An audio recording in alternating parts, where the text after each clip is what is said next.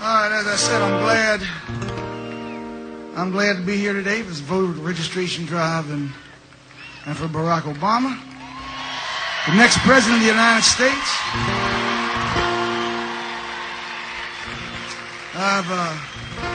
I've spent 35 years writing about America, its people, and the meaning of the American promise.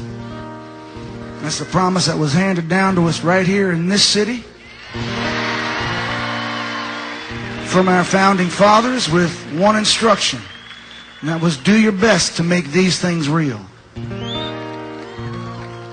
There's opportunity, equality, social, economic justice, a fair shake for all of our citizens, the American idea as a positive influence around the world for a more just and peaceful existence. These are the things that give our lives hope, and they give our lives shape and meaning. And these are the ties that bind us together and give us faith in our contract with one another. I've spent most of my creative life measuring the distance between that American promise and American reality. And for many Americans who are today losing their jobs and their homes, they're seeing their retirement funds disappear, who have no health care, who have been abandoned in our inner cities, the distance between that promise and that reality has never been greater or more painful for people. Now, I believe that Senator Obama has taken the measure of that distance in his own life and in his work. And I think he understands in his heart the cost of that distance in blood and in suffering in the lives of everyday Americans. And I believe that as president, I think he would work to restore that promise to so many of our fellow citizens who have justifiably lost faith in its meaning.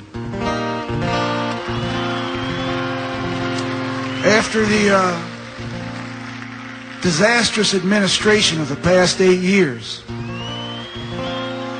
what we really need is we need somebody to lead us in an American reclamation project. Now, in my job, I travel around the world, and I occasionally play big stadiums, just like Senator Obama. And I've continued to find, wherever I go, that America remains a repository of people's hopes and possibilities and desires, and that despite the terrible erosion to our standing in the world accomplished by our recent administration, we remain for many, many people this house of dreams. And 1,000 George Bushes and 1,000 Dick Cheneys will never be able to tear that house down.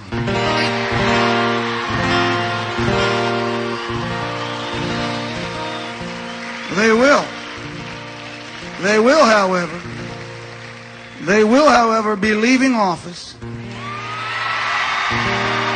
That's the good news. The bad news is they'll be leaving office dropping the national tragedies of Katrina, Iraq, and our financial crisis in our laps.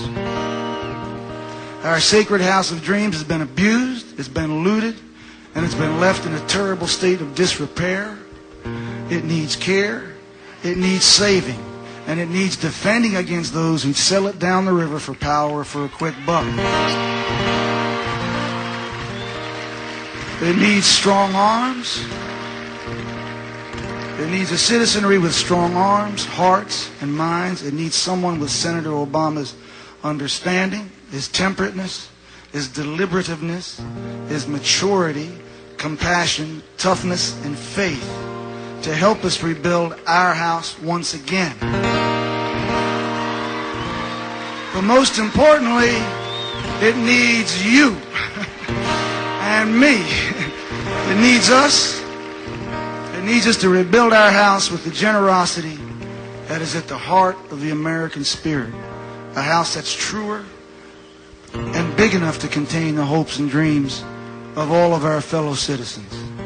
Because that's where our future lies. And we will rise or we will fall as a people by our ability to accomplish this task.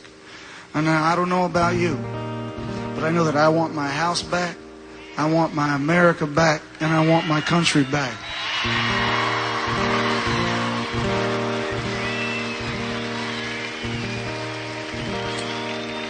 So, I say now's the time to stand with Barack Obama and Joe Biden, roll up our sleeves, and come on up for the rising.